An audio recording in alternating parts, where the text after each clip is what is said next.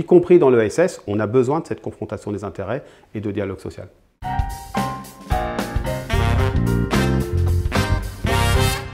Je m'appelle Laurent Berger, je suis secrétaire général de la CFDT, président de la Confédération européenne des syndicats et je suis originaire de Saint-Nazaire où j'étais conseiller en insertion professionnelle. Il y a évidemment des passerelles, tout simplement parce qu'on parle d'économie et que les travailleurs, les syndicalistes sont intéressés par l'économie. Il y a d'autres passerelles, c'est sur plutôt les valeurs qu'on partage, les valeurs d'une responsabilité partagée, d'un pouvoir partagé au sein de l'entreprise, qui ne soit pas simplement aux mains du capital. Et donc là, dans l'économie sociale et solidaire, c'est une autre dimension. Et puis sans doute dans une volonté de construire une économie beaucoup plus durable, beaucoup plus territorialisée et qui fasse plus de cas des travailleurs. Donc il y a des ponts assez clairs. Il y a encore des zones à éclaircir.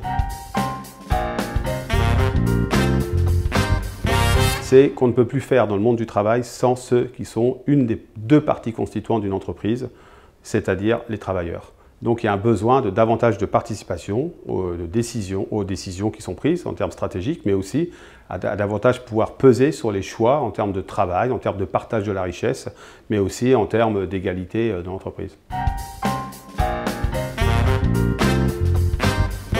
La démocratie en entreprise, peu importe les termes qu'on emploie, ça peut être la citoyenneté économique, c'est la capacité à rendre les travailleurs beaucoup plus présents dans les choix qui les concernent. Et c'est absolument nécessaire. Comment on y parvient? D'abord en se fixant d'autres indicateurs. La démocratie, ça ne vaut que pour si on est capable de se dire ce qu'on veut faire ensemble. Et donc, quels objectifs on poursuit. C'est vrai dans la société, c'est vrai dans l'entreprise. C'est pour ça qu'il faut revoir, par exemple, les normes comptables dans les entreprises pour se fixer d'autres responsabilités que la seule rentabilité. Et donc, il y a une place dans l'entreprise pour davantage d'égalité, pour davantage de démocratie. Mais il faudra qu'on continue de considérer que dans l'entreprise, des intérêts contradictoires se confrontent. Être salarié, ce n'est pas pareil qu'être dirigeant. Et cette capacité de faire se confronter des intérêts contradictoires, c'est au cœur de la négociation collective, du dialogue social dans l'entreprise. Et donc, y compris dans l'ESS, on a besoin de cette confrontation des intérêts et de dialogue social. Je crois qu'on a besoin de nouveaux indicateurs. On ne peut pas se référer à un seul indicateur, en tout cas l'indicateur majeur qui serait le PIB, le développement économique. Il faut d'autres indicateurs, l'éducation, la santé, la lutte contre la pauvreté, la biodiversité par exemple. Il faut davantage de négociations.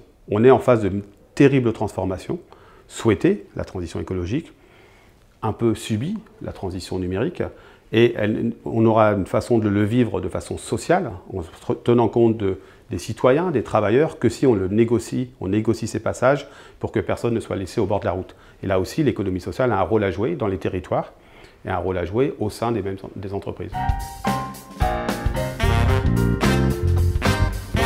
Construire de la solidarité, de l'égalité, de la fraternité, ce sont des combats.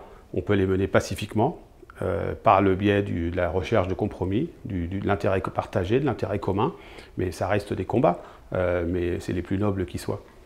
Merci.